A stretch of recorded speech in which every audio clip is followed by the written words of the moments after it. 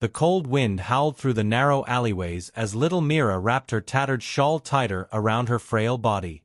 The city lights flickered in the distance, a world that seemed so far away from her reality. She was only 10, but life had already taught her the harshest lessons. Orphaned at a young age, she had learned to survive on the streets, depending on the kindness of strangers or, more often, the leftovers she could find near the market stalls. Tonight was no different. She sat on the steps of an old bakery, inhaling the warm, comforting scent of freshly baked bread. Her stomach rumbled, but she knew better than to beg too loudly. The shopkeeper had chased her away before, and she didn't want to risk losing this spot. She watched as people passed by, some laughing, some in a hurry, and others barely noticing her existence. As she lowered her head, preparing to curl up for the night, a soft voice startled her. "Are you hungry?" Mira looked up to see a young boy, perhaps a year or two older than her. He had warm, kind eyes and wore clothes that, though simple, were clean. He held out a small paper bag.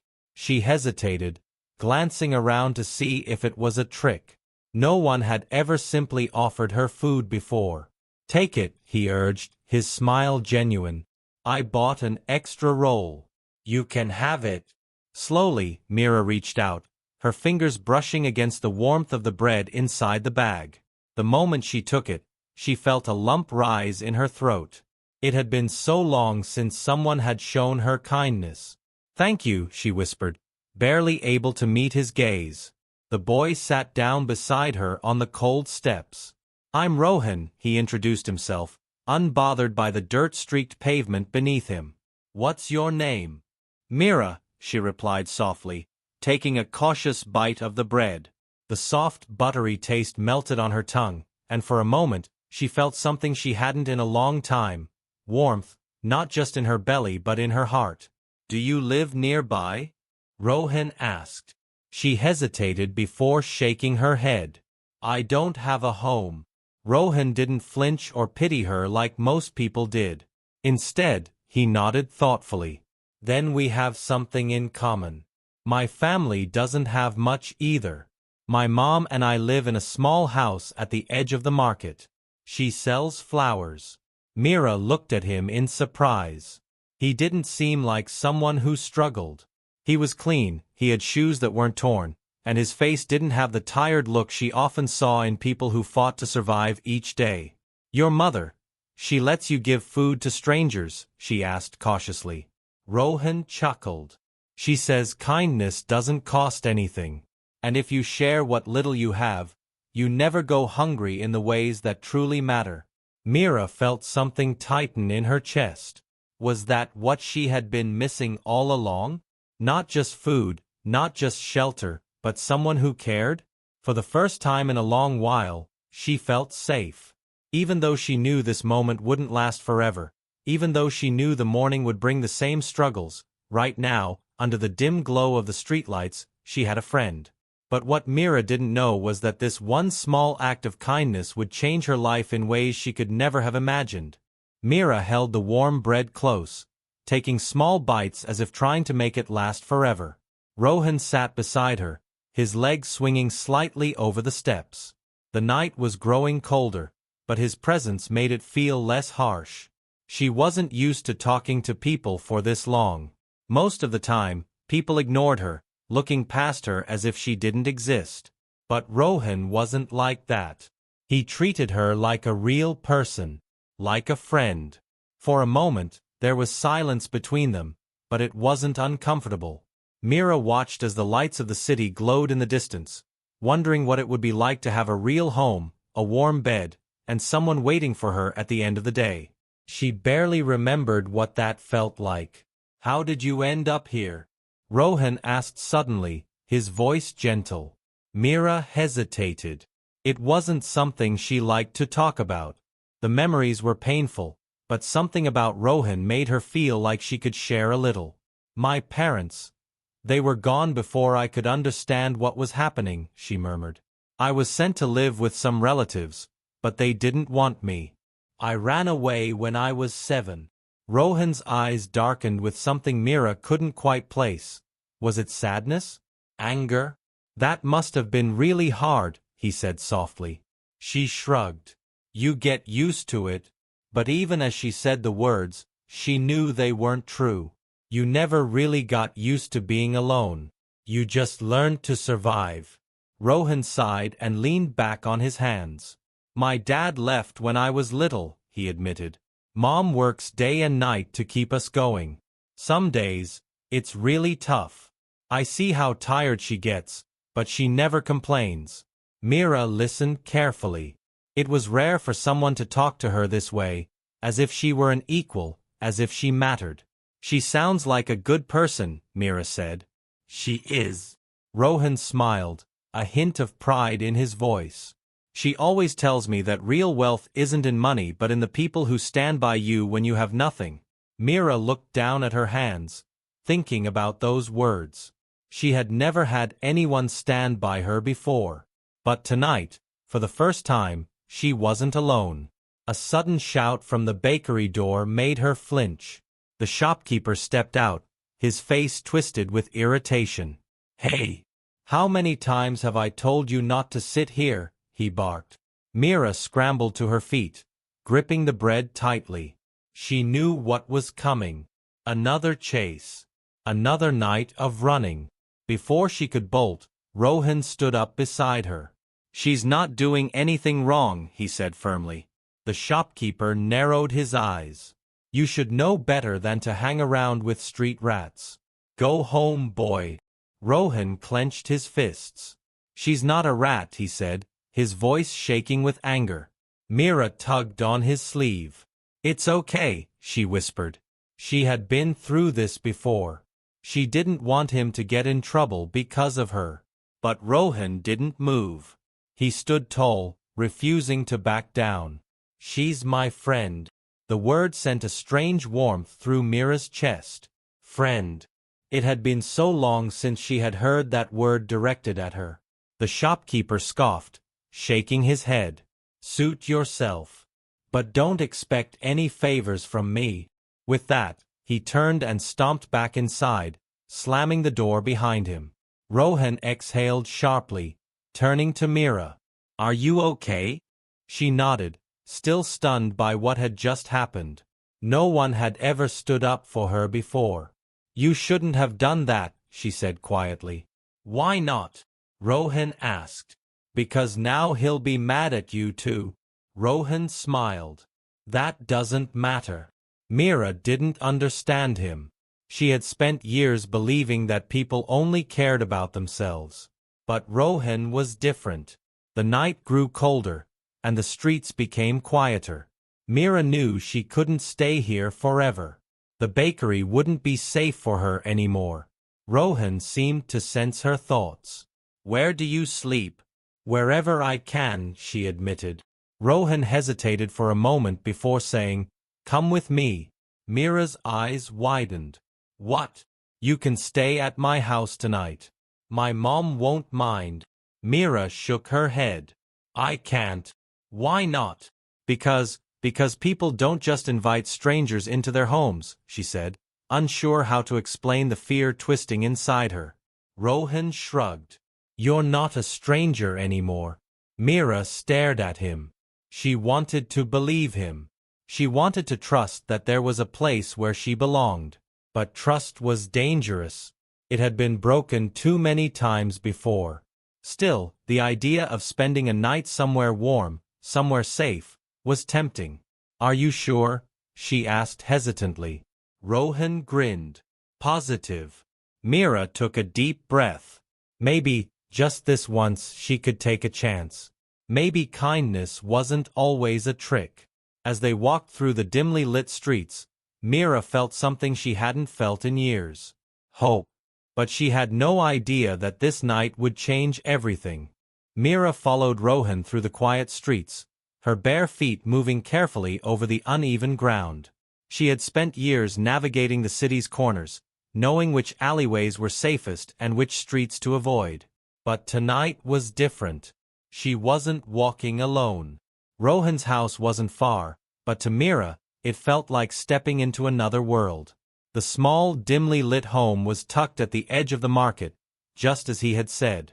The roof looked patched up in places, and the walls were worn, but there was warmth inside. Light flickered through the small window, and the scent of something faintly sweet filled the air.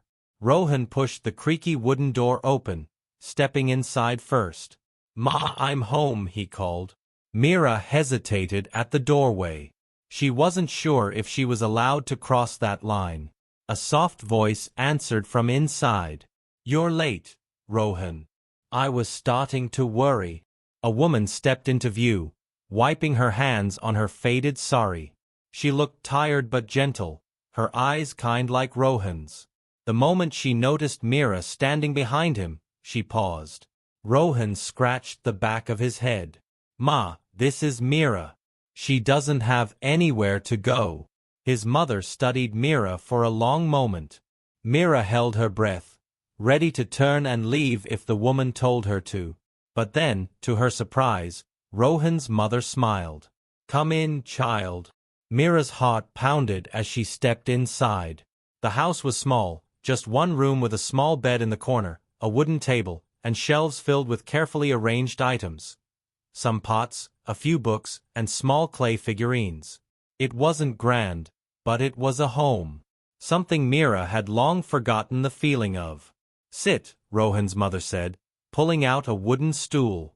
Mira obeyed, her hands clasped tightly in her lap.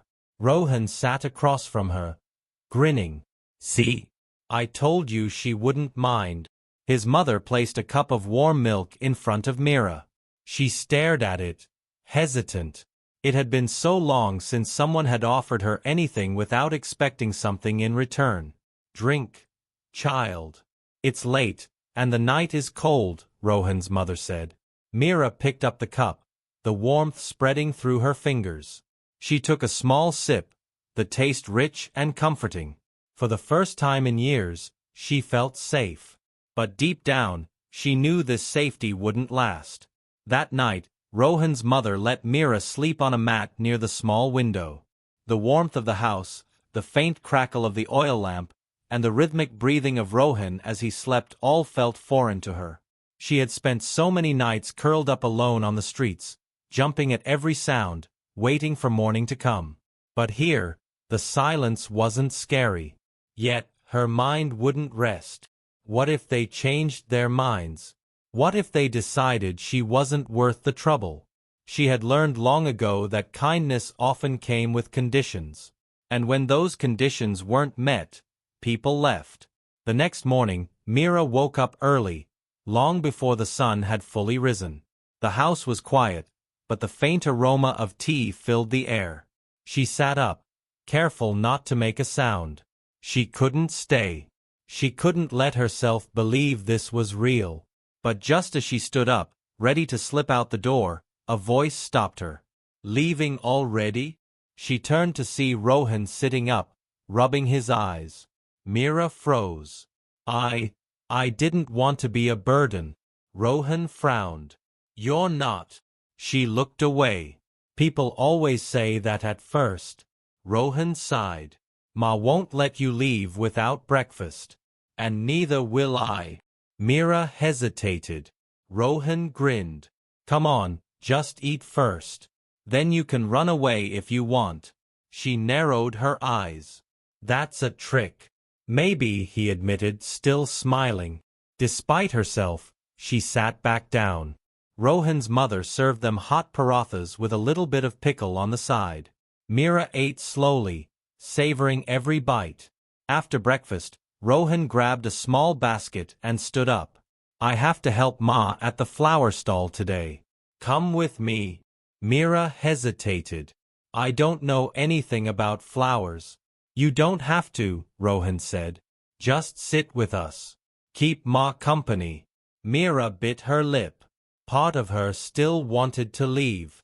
But another part of her, one she didn't fully understand, wanted to stay. So, she followed.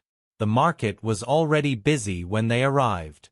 Rohan's mother arranged bright marigolds and roses on a wooden stand, greeting customers with a warm smile. Rohan helped, tying flowers into garlands. Mira stood awkwardly at the side, unsure of what to do. People bustled past, merchants called out their prices, and the scent of spices, sweets, and fresh produce filled the air. It was overwhelming. Here, Rohan handed her a small flower. For luck. Mira stared at the delicate petals. I don't believe in luck. Then believe in this, he said. Good things happen when you least expect them. She didn't know if that was true. But as she held the flower in her hand, she wanted to believe it.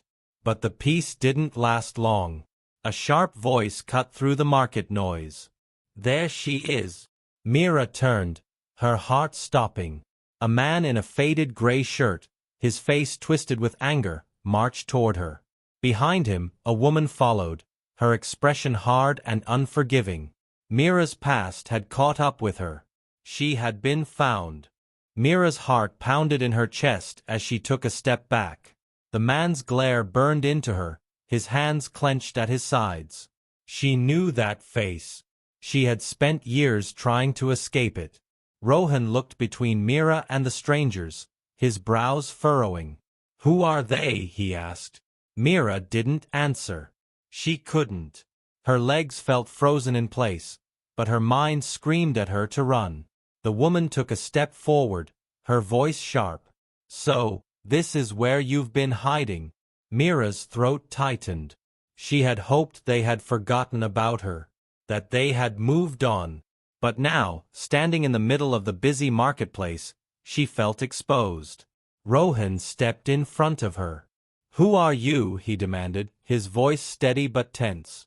The man let out a bitter laugh. We're her family. Mira flinched at that word. Family. It didn't feel right coming from them. Rohan's mother, who had been arranging flowers at the stall, stood up and wiped her hands on her sari. If you are her family, why has she been living on the streets? She asked, her voice calm but firm. The woman scoffed. That's none of your concern. She turned to Mira. You've caused enough trouble, girl. Time to come back where you belong. Mira's fingers curled into fists. I don't belong with you. The man's jaw tightened. You're just a child. You don't get to decide. Mira's stomach twisted. She knew what would happen if they took her back. The same dark, suffocating life she had run from. The hunger. The beatings. The feeling of being nothing. She shook her head. I won't go. The man took a threatening step toward her, but before he could grab her, Rohan moved in front of Mira, blocking the way. She said she doesn't want to go, he said firmly.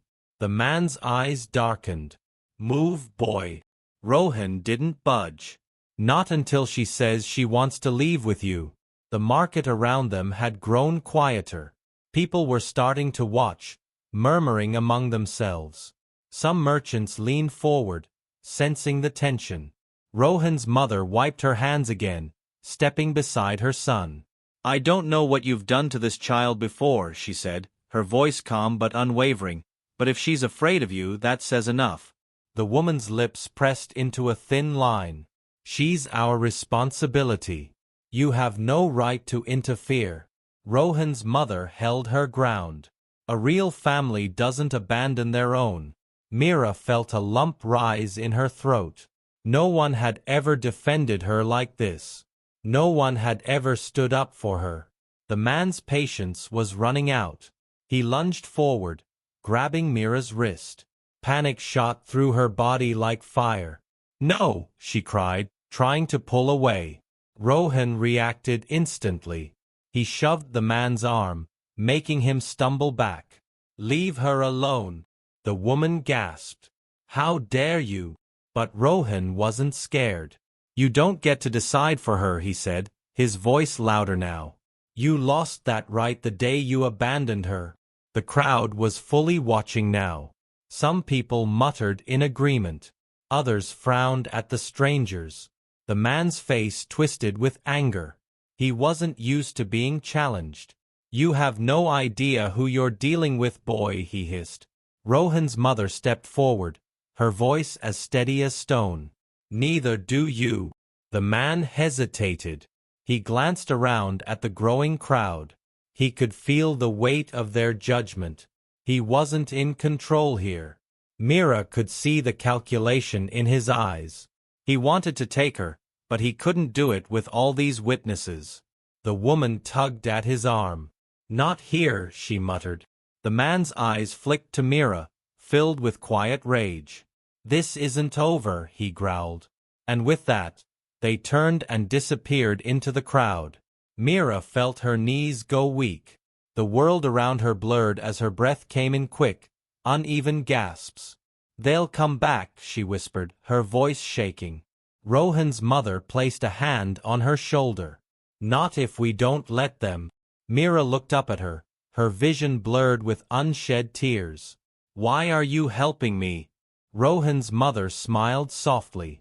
"Because no one should have to fight alone." Mira swallowed hard. She had spent her whole life believing she had to survive on her own, that no one would ever fight for her. But now, for the first time, she wasn't alone. And that scared her more than anything. Mira sat in silence long after the strangers had disappeared into the crowd. The weight of their presence still clung to her, a dark shadow that refused to leave. She wanted to believe she was safe, that Rohan and his mother could somehow protect her. But deep down, a voice whispered, "They'll come back." Rohan sat beside her, nudging her lightly. "You okay?" Mira nodded, but the tightness in her chest told another story. She wanted to trust them, to believe in kindness without conditions. But experience had taught her that safety was temporary. As the sun dipped lower in the sky, the marketplace began to quiet down.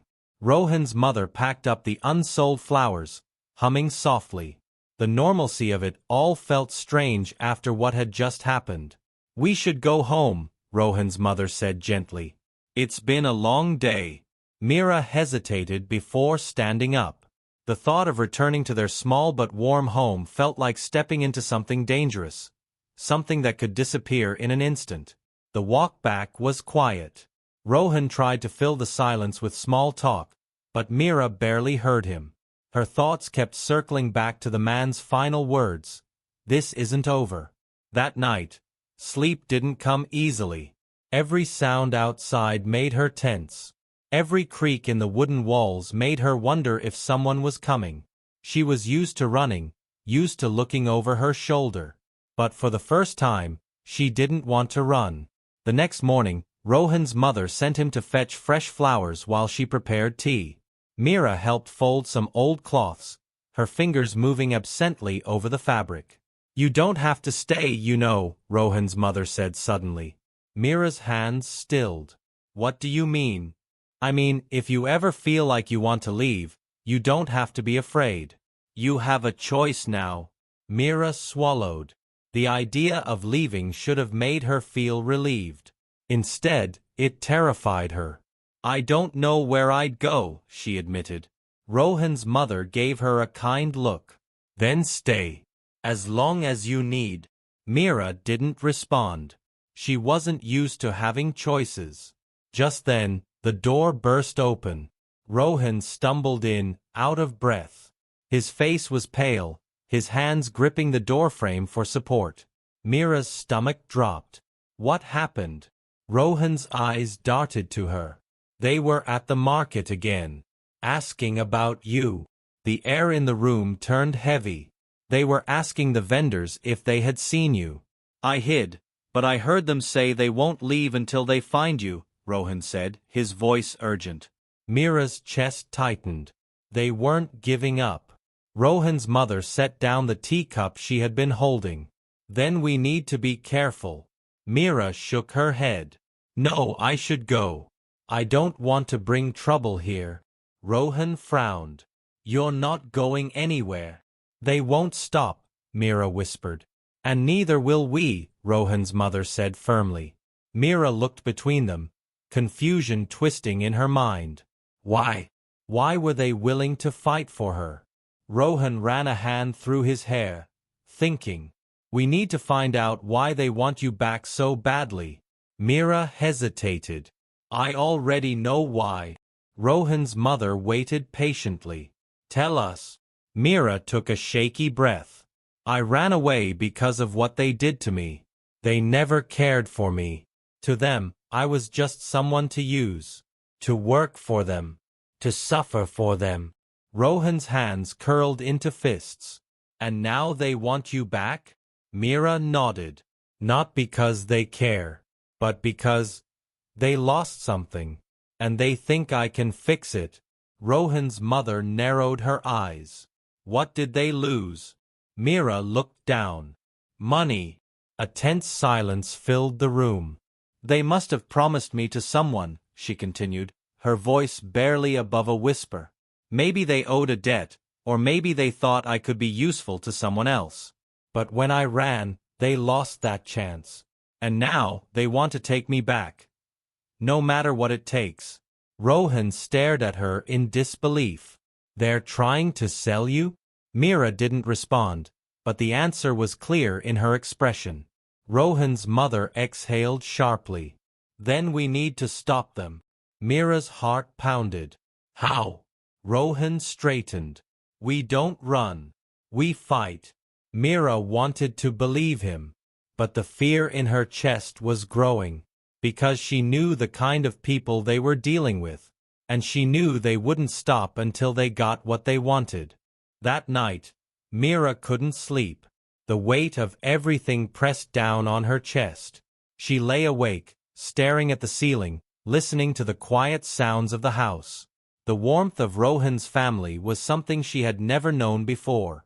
It made her feel safe, but safety was fragile. Any moment, it could shatter. A sudden noise outside made her sit up.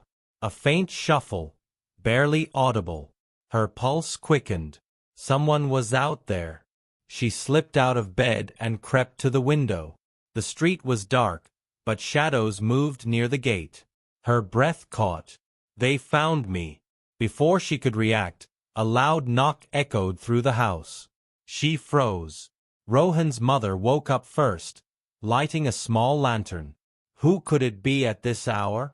Rohan was already up, moving toward the door cautiously. Mira wanted to stop him, but it was too late.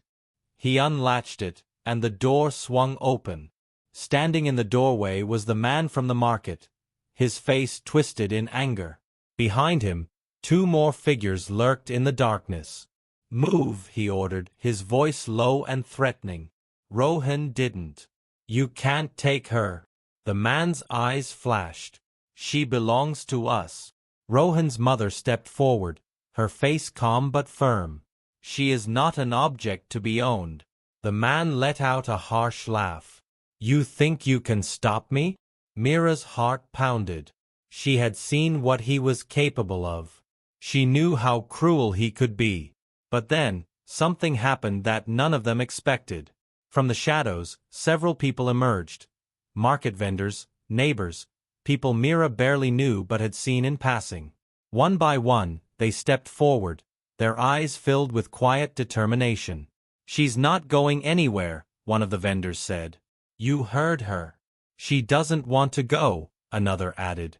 Mira's breath caught. She had spent her life believing no one would ever stand up for her. But now, an entire community was here, blocking the way, refusing to let her be taken.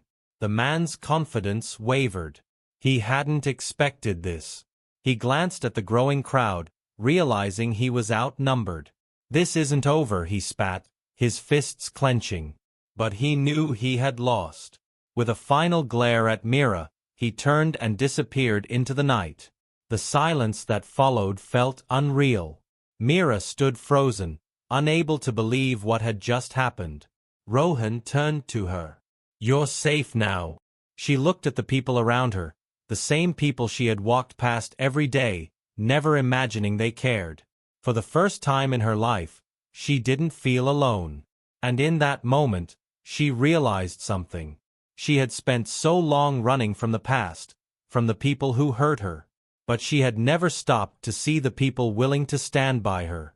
She had found something she never thought she would, a true home. And no one was ever going to take that away from her again.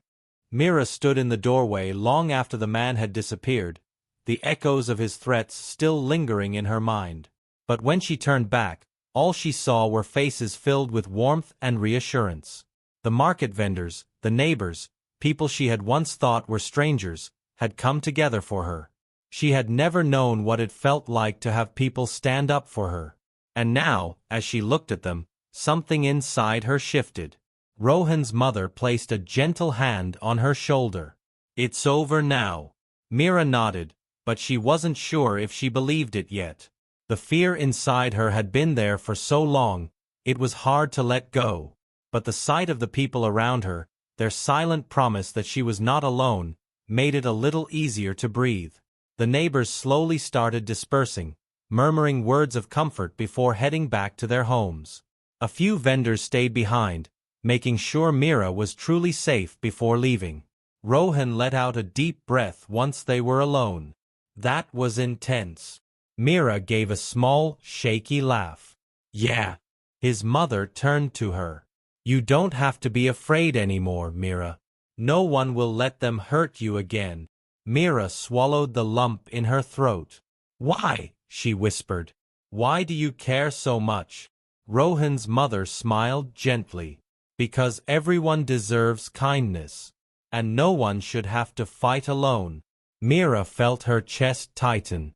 She had spent so long believing she was on her own, that she had to be strong for herself because no one else would.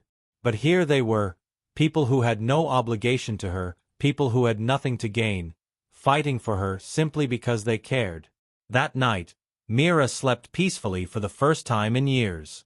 There were no nightmares, no fear of someone dragging her away in the middle of the night. Just the quiet hum of the house and the soft comfort of knowing she was safe. Days passed, and life slowly returned to normal. The marketplace buzzed with the usual energy, vendors calling out their prices, children running between stalls, and the warm scent of fresh flowers filling the air. But for Mira, everything felt different. She no longer walked with her head down, expecting trouble at every corner. She no longer flinched at shadows. The past still lingered in her mind, but it no longer controlled her. One afternoon, as she helped Rohan arrange flowers at the stall, a familiar woman approached. It was one of the older vendors, a woman Mira had seen countless times but had never spoken to. The woman smiled. "You're different now." Mira looked up, surprised. "What do you mean?" The woman gestured at her. "Before, you looked like you were always ready to run. Now, you look like you've finally stopped." Mira's fingers tightened around a flower stem. She had never realized it, but the woman was right. She had spent her whole life running. But now, for the first time, she had stopped. That evening, as she sat with Rohan and his mother for dinner, something warm settled in her chest. They laughed about something Rohan had said. The air filled with lightness and ease. Mira had never had this before. A family. A home. She looked around the small, simple house. It wasn't grand. It wasn't rich. But it was safe. It was hers. Rohan noticed her staring and raised an eyebrow. "What?" Mira smiled. "Nothing. Just, thank you." Rohan's mother reached across the table and squeezed her hand. "You don't have to thank us. You're family now." The words settled deep in Mira's heart. For the first time in her life, she truly believed them. She was no longer just a poor girl trying to survive.